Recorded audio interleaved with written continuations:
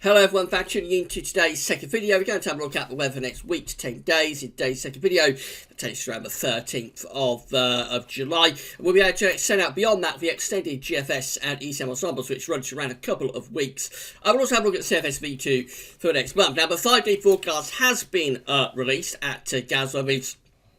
So that's covering weather for the next 5 days in detail. Going to be a lot of dry and pleasant weather to enjoy.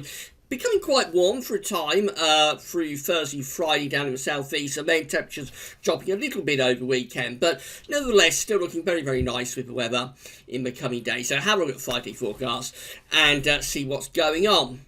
Right, so I'm going to start this video with the central temperature then, just to confirm again that the CET for June 2019 coming out at 14.2, an anomaly of 0.1 of a degree above average, so basically bang on average really for 61 to 1990 temperature average, a little bit below average for 81 to 2010.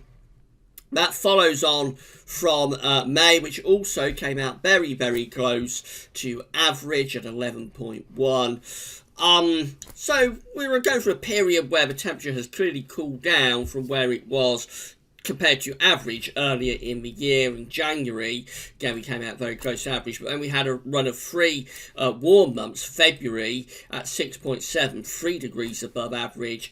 March at 7.8, 2 degrees above average. April 9.1, 1 degree above average. So you can see the way the temperature has been reducing compared to average through the first half of the year from that high point that it reached in February. They're sort of flatlining now, I suppose, around the long-term seasonal average. So far for July, we're coming out at 15.5. That's provisional, just up to the second, so only 2 days for the month so far, and that's actually 0.2 of a degree below average. So this anomaly of running very close to long-term seasonal temperature average continuing through the early part of July, seemingly. I'm probably not going to change very much over the next week to 10 days. In fact, it may cool down further. These are the GFS upper air temperature and precipitation ensembles the next couple of weeks. The red line here is a 30-year upper air temperature average for Edinburgh. Looking at Edinburgh today. So quite close to average with the temperature at the moment. We're going to be going cooler as we go through the second half of the week and into the weekend, particularly across the northern part of the country. So becoming quite chilly there. It won't be as chilly as that further south, but even so, temperatures will reduce a little bit as we go through to the end of the week and the weekend. Next week, and then running up to middle part of July, this period just here, again, just quite close to long-term averages. There's no sign of anything particularly hot coming up. Certainly no sign, but we go back to the excessive heat that we had sort of at the end of last week and last weekend when we was up to 20 degrees at 858. No sign of a return to that sort of excessive hot weather in the next couple of weeks. Very close to average temperatures.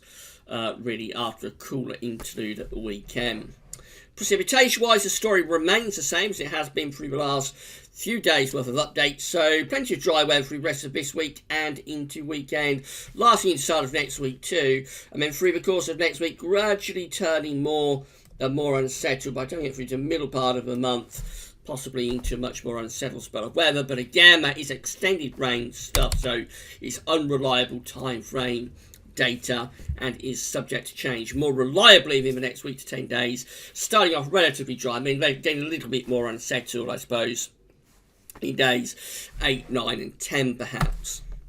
Temperature anomaly is from the 3rd to the 11th of July. Overall, a little bit cooler than average for the UK and Ireland. Most parts of Central and Northern Europe are looking quite cool as well. Down across the far southwest, so southern parts of France, Spain and Portugal, it does look a bit warmer there, but much of Northern Europe actually looking quite cool in the weekend. Precipitation anomalies from the 3rd to 11th of July. Overall drier than average for the UK and for Ireland as well. So a rather cool, dry week or so coming up. That's how the GFS is looking for Saturday. High pressure pulling out to west of us on Saturday, allowing this rather cool northerly wind, or cooler northerly wind, to extend down across the country, that lasting into the early part of next week when high pressure then starts to move back in from the west. So by the time we get through to Tuesday next week, we are back under a ridge of high pressure, looking very pleasant. Probably a bit chilly by night, but by day, pleasantly warm in the July sunshine. And then this high pressure ridge carries on into the second half of next week, actually. So all of a sudden, next week is now looking more settled on this latest GFS run. We're moving up towards day 10, we're at Friday, 12th of July. We're still more or less under an area of high pressure there. Weather system is brushing into the northwest of Scotland, bringing cloud and outbreaks of rain up there. As we get to day 10, which is Saturday the 13th of July, well, much of England and Wales is still under a ridge, so plenty of dry and fine conditions continuing. Up across Scotland, maybe a little bit cloudier and wetter up there, perhaps. Into more extended range with the GFS 6 o'clock run. It gradually starts to turn a bit more unsettled from the northwest. Low pressure begins to move in from off the Atlantic, but over time we keep a relatively high pressure sort of influence going across England and Wales anyway. It does turn more unsettled up across Scotland and Northern Ireland. So this is implying a relatively dry, if not overly hot. I mean, it's not particularly hot, but it's pleasantly warm sort of period really for the next week or two coming up for England and Wales. Always a little bit more unsettled up in the north. GEM looks like that, so over the weekend we pull down that slightly cooler air from the north, but with a lot of dry weather to enjoy. Into next week, high pressure re-strengthens close to the country, again bringing lots of dry and fine conditions through much of next week. Just later on, it's starting on a bit more unsettled, especially to the north and west. That's Friday the 12th. It is turning much more unsettled. Scotland and Northern Ireland there. England and Wales probably mainly dry.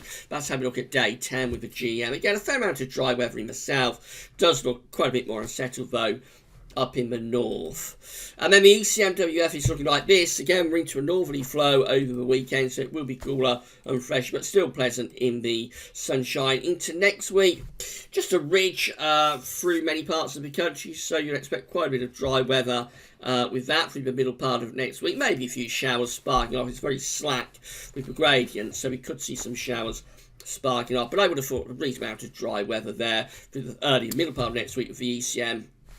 Maybe rather more unsettled into the second half of next week as we get to day 10. That's how we're looking.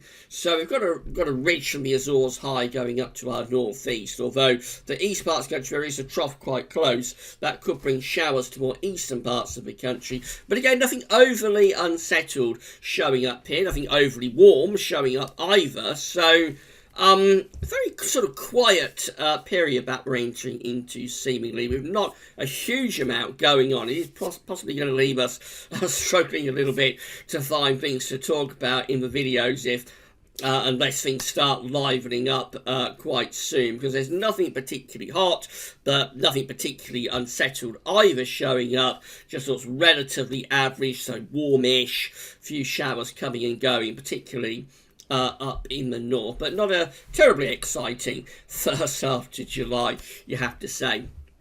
These are the options that are on the table in the ECM ensembles today at day 10, which is the 13th of July. This from the Icelandic Met Office have 27 members of the ECM ensembles with above average heights kind of over and just to the southwest of the country, below average heights out in the North Atlantic. Flow Majet's going to something like that. It includes the control and the operational run. It's bringing the driest and warmest conditions on offer, really, with those options. So fair amount of dry weather. There could be showers around, but a fair amount of dry weather at day 10 with those 27. Then there's a number 12 with high pressure down to the southwest and up to our north, low pressure to the east and west. A very messy scenario.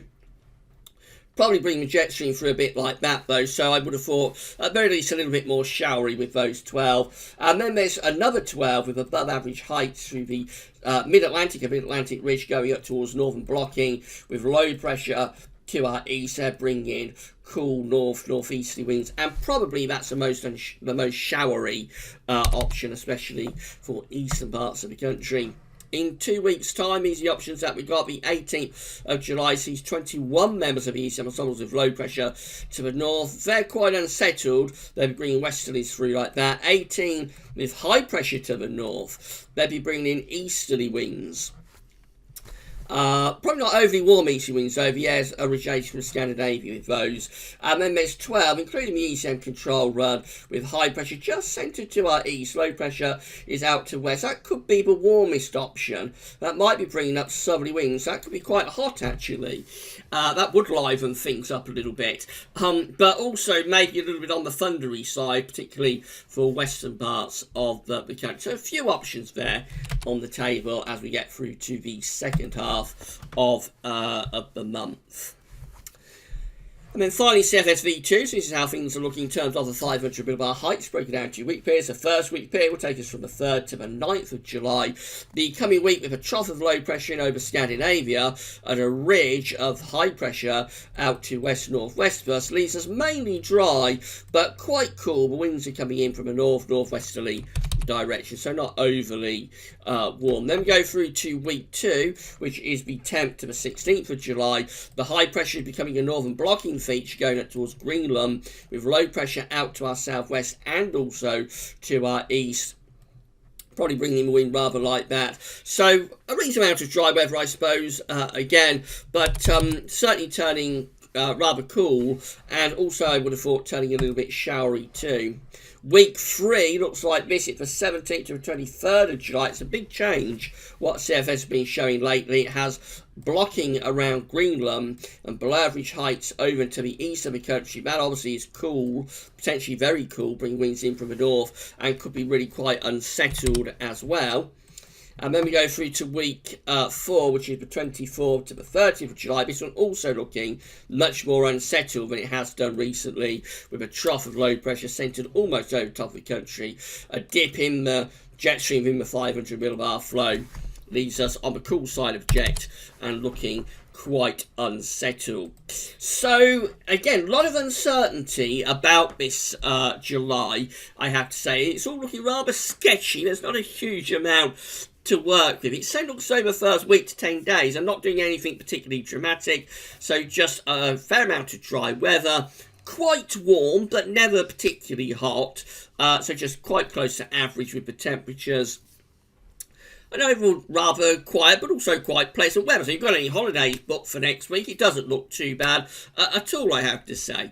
Beyond that, as you go to the middle part of the month and then on into the second half of the month, it all gets very, very sketchy, as it has been for the past few days. Possibly a few hints at returning more unsettled and weather's livening up a bit in the second half of the month. But that all, as I say, looks very sketchy. There's not a huge amount of detail on that at the moment, and I think it is apparent that the models are swinging quite a bit from run to run.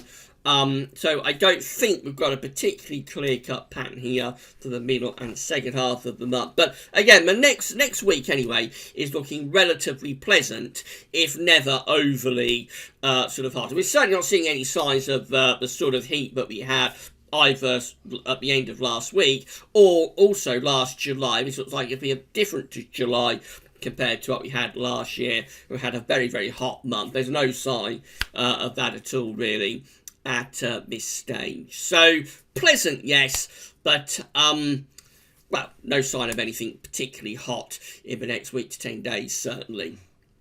Right, that's it for news for today. Tomorrow we're going to do the July month-end forecast. At long last, it's very delayed this month due to the way that things have worked out with all the other updates. So July month-end forecast, first video up tomorrow, and we'll have another week to 10-day video update too. That's all for now though, and thanks for watching.